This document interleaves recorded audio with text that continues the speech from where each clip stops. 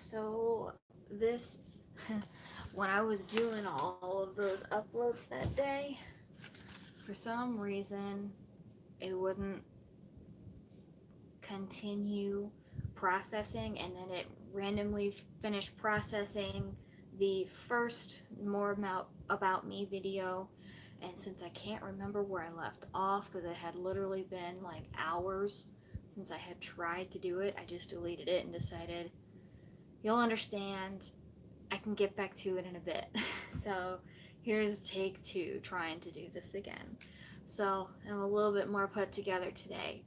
Um, so for people who don't know me, my name is Sarah Taylor. I am a wife, a mother, and a business owner. I'm actually going to be doing some soaping stuff today. Not like actual making, it's learning. You gotta learn before you can do, but it's still things. Um, I have my handy dandy notepad here so I can keep myself on track. Guys, it is Tuesday. It's Tuesday in June, summer 2018. So, uh, today I'm just going to talk about more about who I am because I feel like you get a little bit of that in my videos, but not necessarily uh, everything. I'm protective of my family and what I allow the world to see of my family and my home because I hate admitting that I care about what people say, but I do because I'm a believer that to a degree you need to care, because when you stop caring about what people say, you tend to let yourself go. And I don't mean like weight or anything like that. I mean like you lose who you are. You lose your drive. You lose your passion, and you don't allow yourself opportunities to find new passions or new things that make you want to get up in the morning. So to an extent, I think it's important that we care, but not to where it runs your life. So I'm working on the don't let it run your life part. But I um, I'm gonna talk about what what jobs I've done in the past. I'm going to talk about my family and what I feel like is defining me right now at this point in my life. Because that's really hard to talk about. You know, as mothers, it's hard to talk about ourselves because we always put ourselves in last place. And at least I do. I always struggle when I get to like a bio part of a platform that says describe yourself in so many words, and I'm like, I can't do that. I just can't. I really struggle when I think about myself. So I am hoping that this is going to allow me an opportunity to reflect back on that and see where uh, to really see what I think of myself, because that's kind of hard. It's really hard. So, like I said, my name is Sarah Taylor. I am 26 years old. I'm a mother of two. I have one stepdaughter who is 8, and I have one son who is 21 months. I am married to an amazing man. His name is Christopher Taylor. He is also 26, going to be turning 27 here very soon. Um, he works with computers. How did he describe this to me? He, I don't think actuary is the right word. I know he does coding. His passion is coding and game development. But he does a lot of different things that are still within that realm. Um, but either way, I just tell people he works with computers. Um, I am a vegan. I am very new to being public about veganism, and my wife are doing it, and things like that. I allow myself grace when I travel because we do tend to travel a little bit, and on the road in particular because it's a lot of driving travel. Um, it's really difficult to find some affordable vegan snacks unless you make them yourself, and I don't have all the time to do that. Not that it takes time, but I'm still trying to do everything at once. You understand if you're a mom. So I allow myself a vegetarian grace where it's like there's still no meat in it, but they might only have French fries available, but they might fry that in like an oil that's not necessarily vegan, or things like salad dressing. I tend to go for like an olive, a vinaigrette, but you'll be surprised how many places don't have a vinaigrette, but they'll always have ranch. So things like that, I allow myself some grace with. I don't eat like whole eggs anymore. I haven't had meat in a while. Uh, I do cheese grace because almost everywhere has cheese, even gas stations. You know, if you're on the road, you're like, I guess I'll eat a cheese stick. You know, sometimes that holds you longer than a thing of almonds. So I'm learning. I'm learning how to plan better ahead. I'm learning about how food keeps and how what food is good travel food, like what travels well versus what has to be in an ice chest. So I'm learning a lot more with that. Um, I am, whoo, guys, I am a more spiritual person than I am a religious person. Um, I married a man who is Christian and comes from a strong Christian family. I come from a strong Catholic family. However, I have not practiced uh, Catholic religion in years. Years. That is because I feel like I don't belong. I feel like the teachings of Christ are not as explained, and I don't believe that they are as trying to say this here. See, it's live, so I'm trying to be nice, I'm trying to be good about this. My experiences with the Catholic faith is that it is very much rules. It is all rule driven, and it is not as forgiving as I have been taught that the Christian, like non-denominational Christian faith has been. They're so forgiving. They, in my opinion, tend to live more like Christ did. They're more like a Christ follower than I feel like Catholic Church follows more of like what the Pope does, and that's really all I can say about it because I haven't practiced in years, so I have stopped learning about it. I no longer had a desire to learn about it. I felt like I was not accepted because of how I saw things. I also did not agree with the biblical side of the Catholic faith. I just don't. I don't believe it. Um, and that could be really hard for some people to accept. And I'm not very open about that. Um, but what I have always had a strong connection with is my spirituality. I feel like you can have spirituality and a spiritual connection to a faith without being religious. Now, with that said, my husband and I, we were married in a Christian union. So my uncle married us. Uh, that was wonderful. One of the best days of my life was my wedding and then my son being born. Um, but I am now, I'm more comfortable talking about how I feel like it's more than just, uh, I don't know. I don't know how to say this. It's more than just going through the motions. That's what it was for me for the longest time, was going through the motions. You stand up, you sit down, you do your cross, you go get your bread, your wine, you sit back down, or you have all of these processes to go through, and there was no spiritual connection for me.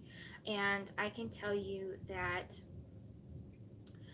um, while I don't associate with Christian, I can still feel that spiritual connection when I go to church with my husband. And that's conflicting and confusing for some people, but that's what it does for me. It is an intention. I believe spirituality is an intention. I believe faith is an intention. It is something that is, you can't touch it, you can't wrap it up. It is just there. It is in your face, whether you like it or not. And it is, in my opinion, it's a comforting feeling. And it can be overwhelming when you're an empath. Hint, hint, wink, wink, for everybody who knows what that is. So the thumbnail on this video is a picture of some crystals I keep in my windowsill. I let them charge via moon because I believe in that moon power. Yes, that can be crazy to some people, but it is what it is. It is what it is. Crystals can do a lot for a lot of people, whether you believe in different types of divine or not. So they help me throughout my day, especially when it's something that is so emotionally draining. For example, things like funerals. Nobody likes going to them, but you go to them to say goodbye. Certain crystals I have help me stay grounded because you're in a room full of people that can be energy draining, and then you just tend to take on all of what they're feeling, and then that is just awful when that's a bunch of people at once. So not great for the anxiety people, which I'm going to take a break from talking about the spirituality because I never talk to anybody about that. Nobody. I need a break from that, guys. So I have always, to show I have weaknesses here, and I have things that are not so perfect about me. I struggle with depression and I struggle with anxiety. Now, I don't take medication for both, and that's not to put some stigma on people who do. I simply have I have come to an understanding with myself that I know when I've had enough. I know that after I've tried all of my strategies and my techniques to try and pull myself out of whatever gloom I'm in or overwhelming moment, that if I have exhausted every outlook, I then lean on my husband. Because I can't be in a position where I'm bedridden. I can't be in a position where I'm having panic attacks. My children depend on me. I'm a stay-at-home mom. This is my job. My job is to be their mother, is to take care of the home, and is to take care of my family in general. And that can sound super 1950s to some people, but I don't work. I don't go to like a clock in, clock out job. That's how I tell people, because being a mother is work. Being a wife is work. And it don't matter if you've been doing it for years or if you're brand new to it like me. At least I feel like I'm brand new to this. I've been married for 2 years. I still feel very new. And I got an introduction to motherhood when Abby was 4. And I experienced raising my own tiny human. He's not even 2 yet, so I still feel very new to this, and I just cannot allow them to suffer for my own problems. Now, my husband and I are on an understanding that if ever there be a situation where I ever need help, that it's going to be getting. No problem whatsoever. Go get the help you need. I can comfortably tell you that I surround my home and my comfy spaces with things that help me pull myself out of those moments. I have techniques I've learned throughout the years, because this is something I've always struggled with anxiety. I can't tell you a time where I didn't worry about things to the point where I'm grinding my teeth, biting my nails. I worry about things that may or may not happen. I worry about things that have already happened. And it got to a point where I was so stressed out about things I couldn't make decisions. Like, do you want the cherry Coke or the regular Coke? And I would get so stressed out over that. And it was so out of control. Now, that was when I was like 12. So, at a really, really young age, it was really hard to find my own way and to figure out how to deal with these things in a healthy way. And with that said, we've all got pasts, we've all got things that we wish never happened. Um, but I did not always deal with my stress and anxiety and depression in a healthy way. And I'm sharing this not to trigger people, so be forewarned. If you're a self-harm and this could trigger you, please stop watching. Please don't let me be the one that does that to you. um, I don't want to be responsible for that. So if you struggle with self-harm or eating disorders, please stop watching. It's okay. uh, I don't want to trigger you, because for the longest time that's what would do to me. uh, I would watch other people and it would immediately upset me and I would go in emotion. So I'm sharing this again. One more warning. Please do not watch if you struggle with self harm or an eating disorder. Okay? Now, I've put my warning out there. When I was 11 years old, I started to notice about my body image. I started taking notice about how much weight I was putting on, about how people saw me, and how my clothes were fitting, and things at home were always a challenge, but it felt like they were extra worse than ever. Um, my my parents had already been divorced by this point, but it wasn't that we were seeing our father. And I say we, I have one sister.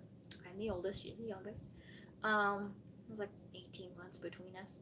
You know, we didn't see our dad on a regular basis, but so we lived with our mother. And it just was getting harder and harder to understand why I couldn't be like other kids. Why couldn't I have both parents? Why couldn't I just feel normal?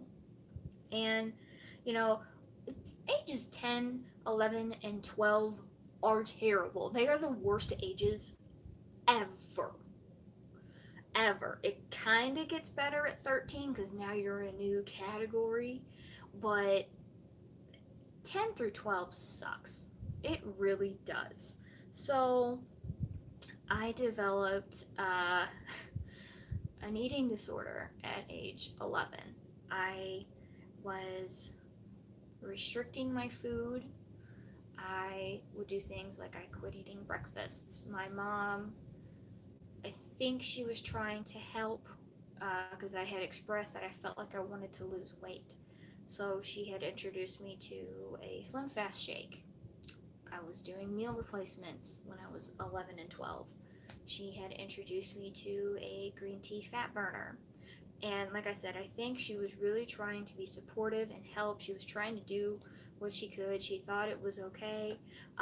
Little did she know what I was doing when she wasn't looking. When I was about 12, I learned how to purge. And I did that for a while. I started developing other black and white rituals, and I say black and white where it's like it has to be done at this time, has to be done during this day of the week kind of thing. It's a very strict scheduling.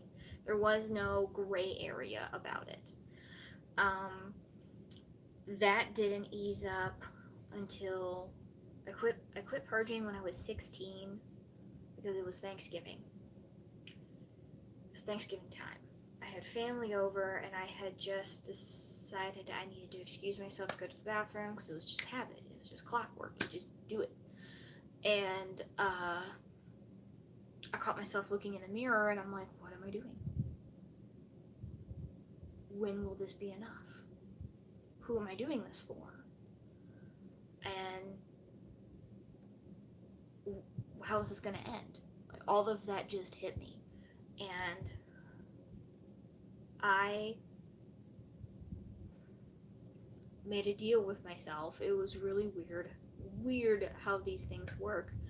I made a deal with myself that, well, I'll go ahead and just keep restricting, but I'm not going to purge anymore. So then I'm not really doing anything wrong. It was weird. So I had continued my restriction cycles.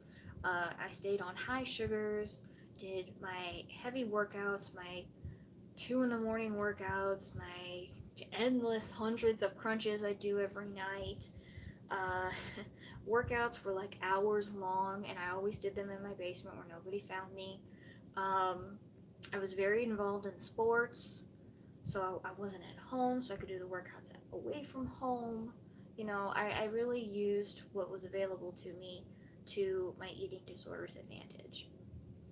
Um, my friends knew about this and they were worried, but I think they were too afraid to confront me about it because I had a tendency to be very defensive about everything. Um, so I think they were afraid to confront me about that. But fast forwarding to when I was like 21 or 22, I want to say 21, I had started purging again. I had started self-harming 2 years prior to that. No, not 2 years prior to that. A year. That whole time. Actually, yeah, it was that whole time. I had sought, I was in college, trying to pay my way for college. There was a project that came up in a elective class where it was keep a food diary, and I waited till the whole class was gone, and I said, I can't do this diary. I really can't. And he says, okay, why? And I said, well, this is my story, this is what I struggle with. And he's like, okay, no problem. You don't have to do this. We'll just figure out something, and when it comes to presentation day, don't worry about it. In the meantime, can I get you help? That was scary. That was scary because I had not explored help on the other side of that before. So it was officially not letting my eating disorder be in control. And everything was about control for me. So I said yes. Some part of me just said yes. I think it was the part of me that really just wanted to be done with that. It just wanted something more than to be thin. It wanted something to be more than that. Because I was ready to die for it. So I had got some help. I had been seeing one of the campus counselors there for like a week or two. I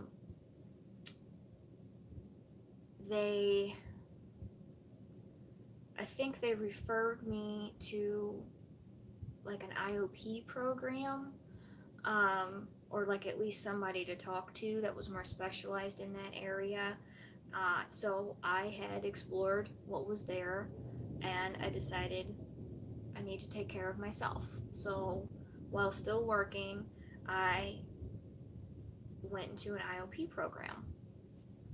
And I don't think I told my mom that at all. I don't think I told her what I was doing until I was well into it. And I can tell you that it helped a little, but it didn't help a whole lot because I wasn't really ready to be done with it. I wasn't ready to give it up. I felt like I was giving up my arm. I felt like the food they were trying to make me eat was way too much. I felt like I was constantly gaining weight when it turns out my therapist told me, you've not lost a pound, you've not gained a pound. You literally have stayed the same since you've been here, and you've been here for 6 weeks. Now, it was an IOP. I was not residential. I drove to a place like 6 days a week. And I think knowing that I didn't gain anything was just as hurtful as knowing I didn't lose anything. I did not connect well with my therapist at all. I had just started exploring things that would help with my depression, but I hadn't been in the process long enough to really be balanced to see where they could start. She had started me on something, and all it did was mess up my sleep. I think it was like Prozac or something. Totally destroyed my sleep. Um, but since I'd never been on anything before, she didn't really know where to start. So when I left IOP program, because I did not complete it, when the year rolled over, my deductible rolled over, and I could no longer afford it since I was paying out of pocket for it myself. And it's expensive to do that. Anyways, this was a lot to talk about, guys. But I am very proud to say I have not binged or purged or restricted my food since I was 23. I have not self-harmed since I was 22. So I'm coming up on my 5-year anniversary of no self-harm. I'm getting more and more comfortable saying that because I always get asked about, like, what does this tattoo mean? And you probably can't see it in the back. I don't know if it's going to ring backwards or not, people, but it says Lumos. And yes, I'm a Harry Potter fan. I didn't get it for Harry Potter. I got it because it's the Latin translation for light. For me, it's remembering that life isn't just the tunnel, that there is light at the end of it. That we need to stay grounded, which is why I put 2 anchors on the insides of my heels. I think I can get them. I put 2 anchors on the insides of my heels. I'm not leaning the other way. Y'all get it. There's one on each one, so I do things like that to keep me grounded. I learned a lot of techniques from an IOP program. Things like what de-stresses you, figure out what you're actually feeling, figure out how to get out of it, and know if it's something that is completely in your control or not. But at the end of the day, if you can fix it, why worry about it? If you can't fix it, why worry about it? So, what really made the biggest change, I'm not saying I didn't have struggles or challenges in between that time and when Christopher and I got together, because we got together when I was 23. So I think, yeah. Excuse me. 23 or 24. Things got so much better when I got together with my husband. We have been friends since high school. Not ever have we been romantic in any kind of way. When we were in high school, we were just 2 good friends who needed each other when we needed each other. And who knew later in life that would turn into us being husband and wife, and now we have a son together. But I can tell you that I started wanting something more for my life when we started being together. That man saved me. He saved me from myself. He saved me from doing things I could potentially regret.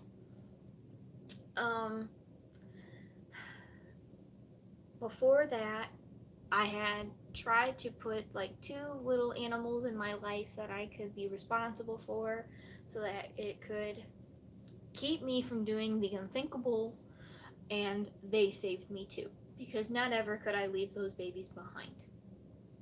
Now, I am human like the rest of the world. I come with my own challenges, and I think that it's important I share them, not only so people know that I'm not some sugar cookie person who just shops at Costco and shows you how I make dinner.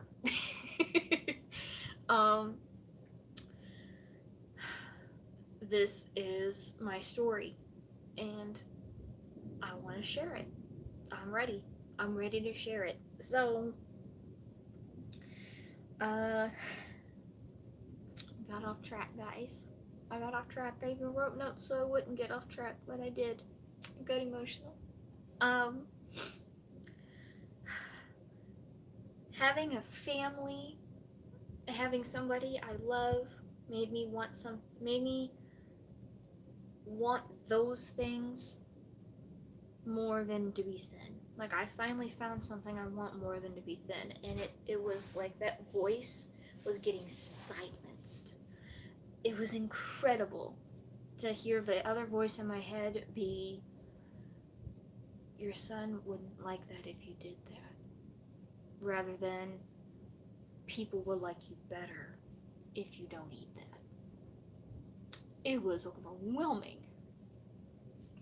So, I am so happy to say, again, that this August, I think it's August, like the first week in August, I always forget it, but that was the last time I had self-harm, and I am celebrating my 5-year no self-harm this year. I'm so happy. I'm so happy. Because that's what I would rather celebrate. I'd rather celebrate the anniversary of not doing it anymore than, I don't know, just not, than trying to forget it. Does that make sense? Like, I don't remind myself every day that it happened, but I think of how far I've come. So, anyways, I'm gonna share something a little more positive now. I got so deep, y'all. So sorry. I don't know why I'm sorry. I don't think I should be. Anyways, my strengths. My strengths is definitely, I have learned I am an incredible mother. I think that is something I do so well, is be a mom. I think that I have a strength in terms of how I manage my time now. Um, I have, see, I really struggle to think about what else I do that is good, and that's just because of what I think of myself sometimes. I don't think very much of myself. That might be all I can think of that I do good, is that I'm a good mom and that I manage my time. That might be it. I can say that I have lots of hobbies that I like to do. I love doing YouTube. Love doing YouTube. I love playing with makeup. I love doing things with hair and nails, and I love doing all of that. I actually went to beauty school and completed beauty school too. I like doing a lot of DIY beauty care, so homemade scrubs and masks, and I've learned how to make mineral makeup, learned how to do that, and body butters, whipped body butters. Oh, I love making those. I'm gonna learn how to do cold process soap making today, and I've really grown into cooking. Now, that's ironic because most of my jobs have been food industry jobs. I have been a waitress, I've been a cook for like a Greasy Spoon kind of restaurant. I have been a fast food worker, I've been a sandwich maker, I've been all those things. And I can tell you, I never thought I would enjoy cooking after doing those kinds of jobs. I enjoy it now. I love food. I used to hate food because, if you remember, food was the enemy. And now food is a friend. It is so nice to live life abundantly through a good meal.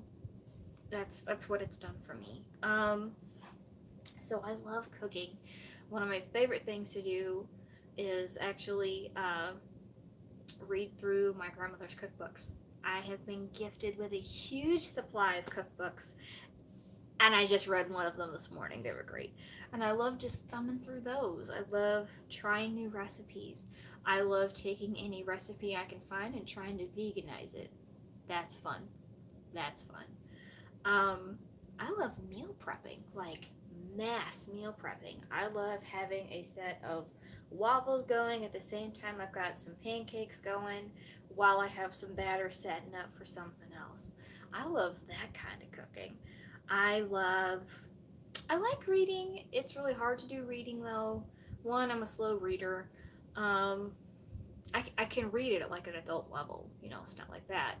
I used to really, really be bad with my reading, but I'm a slow reader in terms that seeing the words on the page, they get jumbled up sometimes. And I don't know if I just need new glasses or if it's a dyslexia thing. I have no clue. But I enjoy reading. It's just hard to catch a good, peaceful read around here when you got a kid running around screaming at you, throwing strawberries. So, just saying.